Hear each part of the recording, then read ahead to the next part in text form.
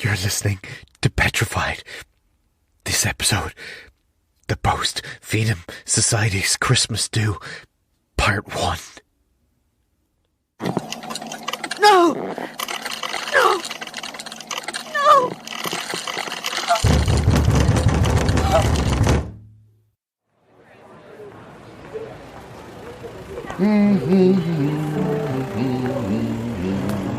Oh, sorry.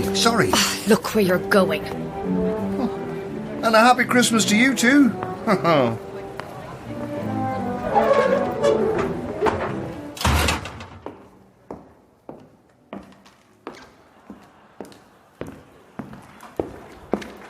Hi, Eddie. Wow, it's a lot of shopping. Hiya, June. Yeah, broke the back of the presents. All the students cleared off. Just the ones in there left. How's she getting on? Standing room only. Can I take a peep through the window in the door? Don't distract her now. They lap her up. Apart from that guy in the middle there, can't sit still, looking like he's going to burst. Is he a mature student? Who? There. No, he doesn't look familiar. Oh, it's one of her weirdos. What do you mean? She has a coterie of oddballs guaranteed to attend any speaking gigs. He seems harmless. Don't they always? I think I'll add a friendly face to the mix just in case. Watch those bags, will you, June? Eddie, it'll be my neck later for letting someone in halfway through. She won't mind me. Offered her hand. You've missed the lecture, sir. Oh, no, this is my favourite bit. The end. I'll just slip in here. Excuse me. Go on, missus, go on. It's Miss. Either way. Thanks for the permission. Apologies, everyone. Back to the story. As she offered her hand to the thing in the snow, she could feel, in tandem with this hunched figure's touch, the heat and life drain from her. It was then, as she realised that the hand holding hers was merely bone, that the face which bent to kiss was all teeth and socket. It was then that the clock in the church tower struck midnight, ushering in Christmas Day. Thank you.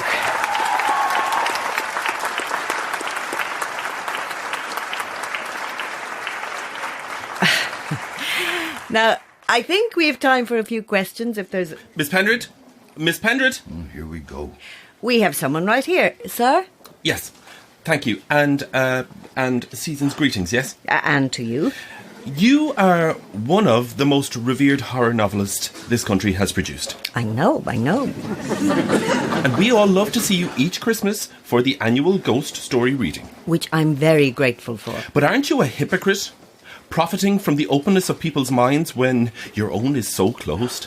Well, that's a harsh thing to say. I just think that you have such a great opportunity to use your platform. You keep interrupting before I can finish. Well, it's very hard to sit still and listen to a load of crap. Mr. Reingold James. Reingold James. Sorry. No, the other way around. James Reingold. James. I take it this is about the Artflex interview? Yes. Have you just recently seen that interview, James? Because it was quite a few years ago. And fittingly, it's haunted me ever since. To those who haven't seen it, I was asked if I believed in the supernatural or an afterlife, and I said no. Our most celebrated writer of, and authority even, on the ghost story and supernatural history, and you announce on television that you don't believe. That really hurt our cause very much, very much. That's what I believe.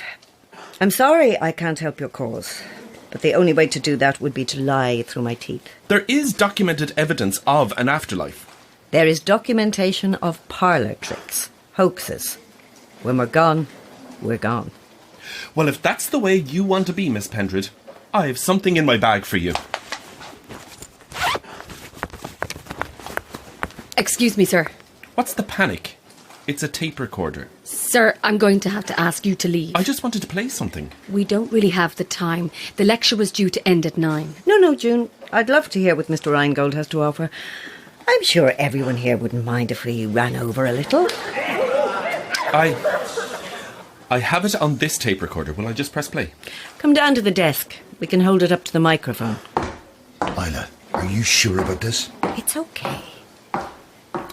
It's nice to meet you. Oh, and you too. Now, Mr. Reingold, could you set the scene for us? I am a member of the Post Vitam Society. That's Latin for after life, not afterlife. But it's the same thing. We wish to help those who struggle to pass over. To anyone who would like to speak to me after, I can give you some leaflets. What's on your tape, James? December last, we were contacted by a lovely lady whose teenage daughter was found dead in the back room of the house they were renovating. Wow, that's very sad. The authorities believed she had taken her own life, but her mother was convinced her daughter wouldn't have been capable. After a grieving period, she completed the renovations but could never bring herself to touch the room her daughter died in. Christmas week, around the anniversary, the woman began to sense a chill seeping from the room and a smell pervading the house. A draft, perhaps? When she came close to the room, she'd hear a sound inside, He's ignoring me. almost like a whisper. But as soon as she'd enter, the cold would seem to evaporate. The room suddenly silent. Was it her entering which disturbed the phenomena? You're running on a little. Apologies. So, she set up a recorder in the room and caught this. Is it a message from the deceased child? Oh no, Miss Pendred. No. It's a message from whoever killed her. Shall I? Hold on. June, could you cut the lights, please? Just leave the two on at the very back of the hall. Well, that isn't necessary. Showmanship, James. The sound is quite low, so if everybody would please be very quiet.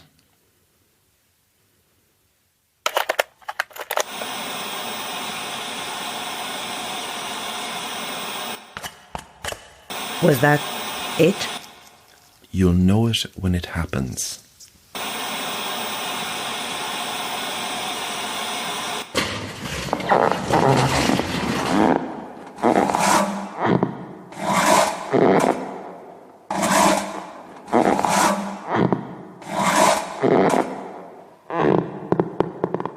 Very unusual, I'm sure.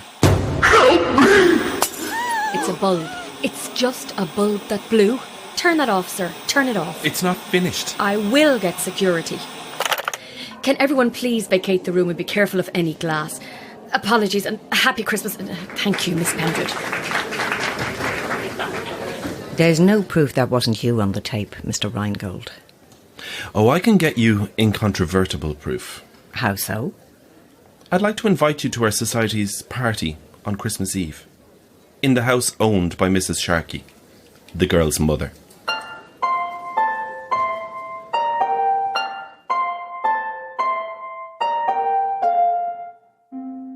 Glass cleaned up, bulb changed. Thanks, Eddie. Isla, I'm going to check the classrooms to make sure we're not locking anyone in. You were brilliant, by the way. Oh, stop. I know. Don't forget your bags, Eddie. What bags?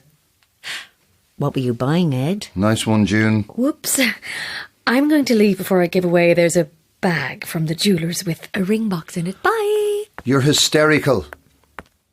I think you get a kick out of entertaining those oddballs. It's genuine curiosity. The minute you shut yourself off, you... Is there, Eddie? Is there what? A ring box. Come on, woman. I know you only want me as a domestic.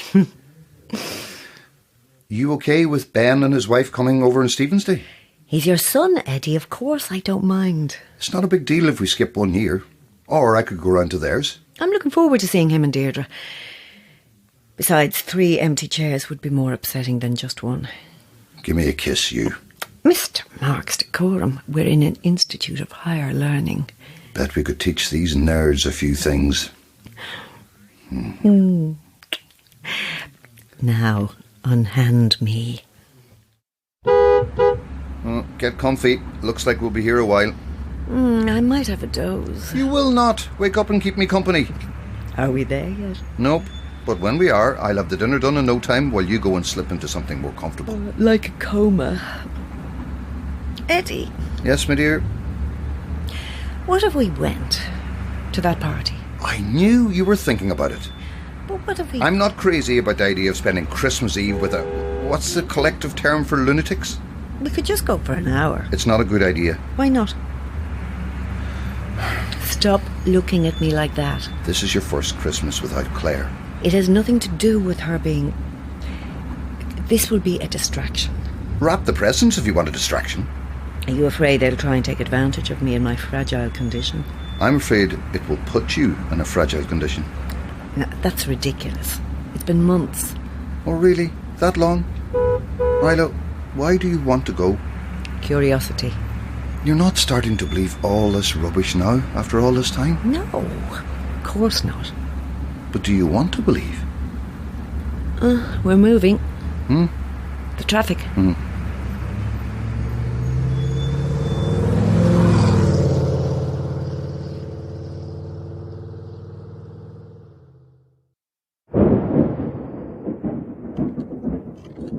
No! No! No! Huh? Nothing, Eddie. Go back to sleep.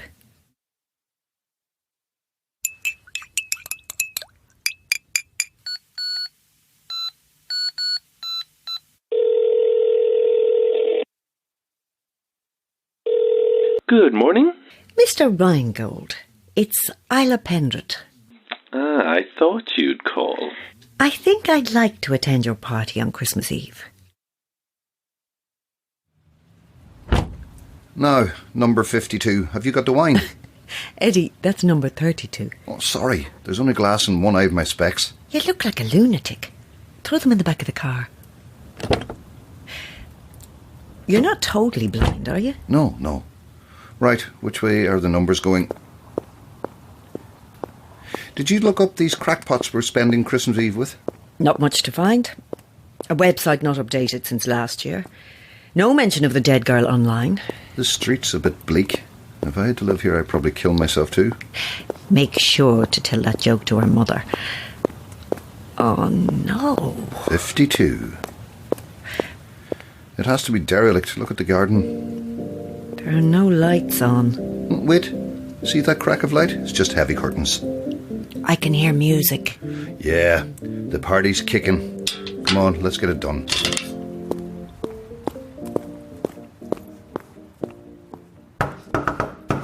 I could sense you coming up the path. We heard the gate. Hello, I'm Anne. Lovely to meet you. This is Miss Pendret, Anne, and someone with her. Yeah, I'm Eddie. Oh, Miss Pendred, your earring is beautiful. These old things. Did you say earring? Oh, Eddie, I've lost one. Oh, it's gone. If you'd like to come inside... No, I need it. I need to find it. They were Well, you'll never find them in the dark. Nonsense, James. Look, I've a little tortilla in the side table. Can I leave this wine here before we go back? Oh, no, you go in. We'll look. I'd rather... You can't see a thing without your glasses. Go on, Ed, go in. Yes, you come with me, young man. I'm older than you. Now, what's your name again? Edward Marks. Marks? Are you not the husband? We're not married. Living in sin, Marksy. At your age. Watch the loose floorboards. Don't want you breaking your goddamn neck. It's very dark. It's light in here. This is the sitting room. Just throw your coat anywhere. Do you want me to put your wine in the fridge? It's red. Quick. Marksy, quick. What? Get down on your hunkers. It's the only way. Come on, hurry. Down here. Jesus, is this ghosting? You need to look into my eyes. I am. Deeper. Okay. And answer me this question. Yes. What kind of lunatics do you think we are? Get up off the floor, you mad thing. But what was the tapping? Well, I don't know, mice. I'll get us glasses for your wine.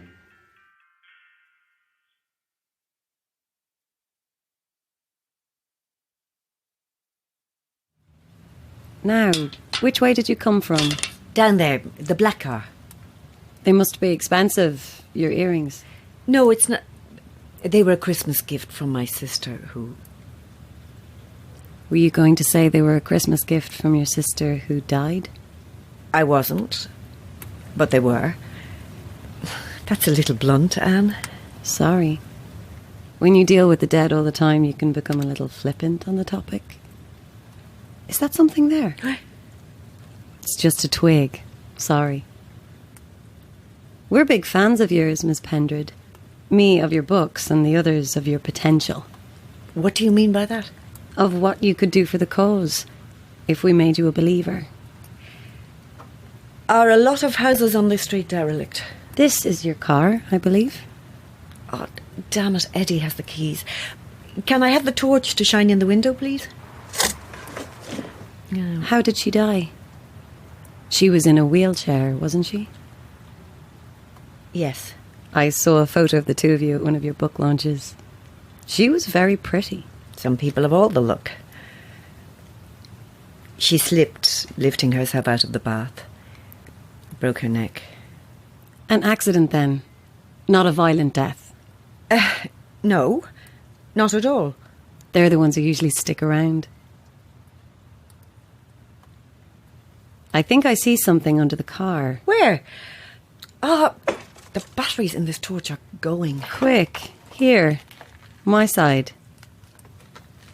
Look underneath the car. I can't see anything. Oh, this keeps flickering. Ugh, it's gone. I'll direct you. Down underneath. Put your face in. My God, I can't see a thing. The street light doesn't work this end. Put your arm under. Oh, I'm going to be filthy. Come on. Put your arm under.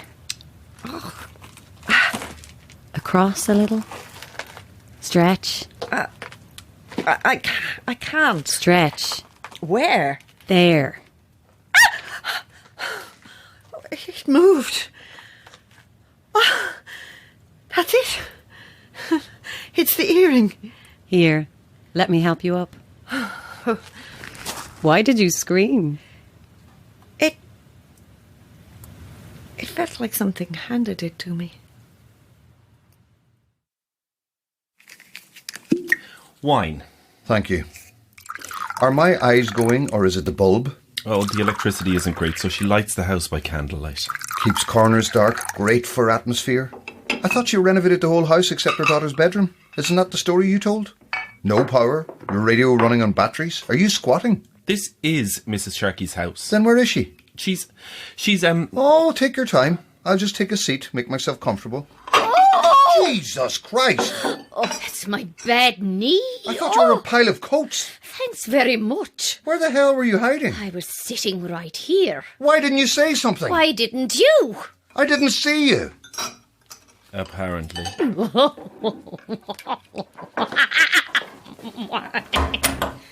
We found it, Eddie. Miss Pendred, this is Maud Harris. See? That's what you should have done. I think we've met before, Miss Harris. Maybe in a past life. Call me Maud. Marksy brought wine. Everyone, take a glass. Let's get this Christmas party started. I'd like to propose a toast. Here's to Miss Pendred, our honoured guest. Here, here. And Marksy too, of course. Everyone, please, sit. As I said, I thought Mrs. Sharkey was supposed to live here. I do. Amelia, the girl who died, was my daughter. Oh, Anne, you didn't say. I'm very sorry for your loss. But I didn't lose her. She's still with us. Mince pie? Gosh, look at the time. Eddie! It's been so all over the place. I can understand your frustration, Marksy. Edward, please. Look, before we enjoy the festivities, it's probably best you know how we got here. Give everyone a top-up, James. They may need it. Amelia was a big fan of yours, Miss Pendred. Well, if he's Edward, I'm Isla. Isla, Amelia loved your books, your ghost stories. She would watch the film talks you gave, your interviews before she... May I ask how she died? Why not? I was very blunt with asking you. Amelia came home from school upset. Said the girls had held a séance and that a man had followed her home. He kept far enough away that she couldn't quite make out his face. Naturally, I was horrified. I began walking her to school, collecting her. One day, on the way home, she said he was behind us. I leapt out of my skin, but when I turned, nothing. Where? I said. Right there, at the corner. There was no one there. She began to see him more often. No matter how much I tried to talk her out of it, she still saw him. But never his face. That was always in shadow. He began to get closer. Not at the corner anymore. Just a few houses down. Not a few houses down. Outside the gate. Then he spoke to her. Told her a number. 12. And each time she heard him from then on, the number got smaller. 11. 10. 9. The stress made her very ill. I got the doctor round. Just a fever, he said. It'll pass. And it did. She woke up one morning fresh as a daisy. Stopped talking about it. Stopped mentioning it. And after a while, with everything returning to normal, I forgot. It was Christmas week. I had to pop into the office, finalise some paperwork I'd forgotten, and I got a voice message from her. Here. I kept it. I'll put it on loudspeaker. Anne, I almost saw his face. I'm so scared. I'll finally know what he looks like. Please come. And in that split second, I realised what day it was. Day 0. It was torrential outside. Couldn't get a taxi for love nor money. So I ran home. Came in the door near drowned, tripping over paint cans, knocking over the stepladder, charged upstairs. I couldn't get the door open. There was something behind it. With a strength that came from terror, I somehow pushed it open enough to slip in. And there she was, dead on the floor against the door. A twisted sheet leading from a coat hook down to her neck. It must have took a long time, and quite a bit of effort. Jesus. I took out my phone to call an ambulance. There was a voicemail. A call I hadn't heard because I was running. Listen. Anne, I can't speak loud. He's outside my room. I saw his face as he came up the stairs. Oh my God, it's too late. Oh, the door's open.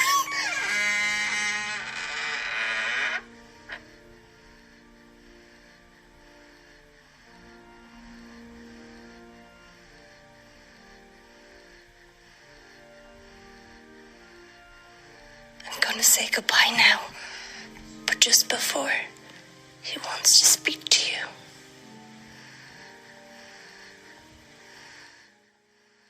I'm behind you. I spun around and I swear, for a second I saw a face peering from behind the door. It was not quite here. Then it was gone. No one there, except for me and my dead daughter. The police found no sign anyone else had been inside. Suicide. I knew there was no point in playing them the message.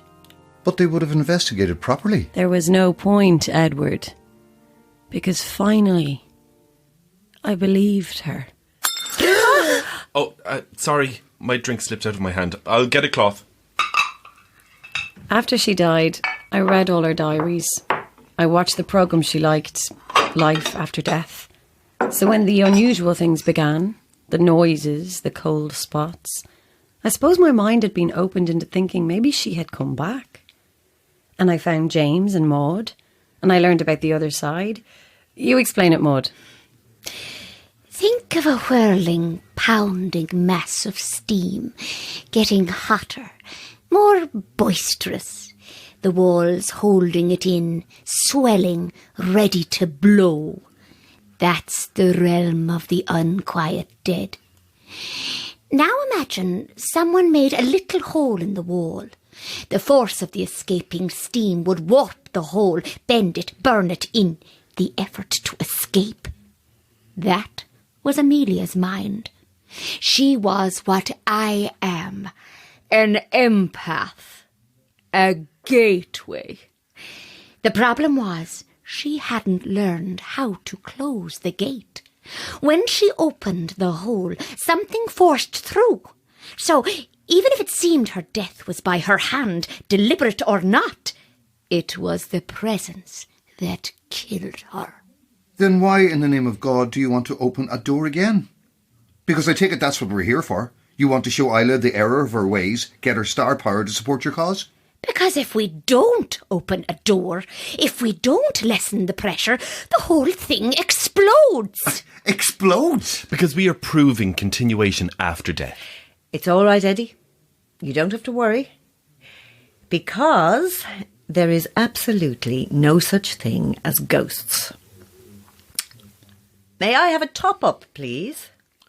Sure. There's more in the kitchen too. Does anyone want to pull a cracker?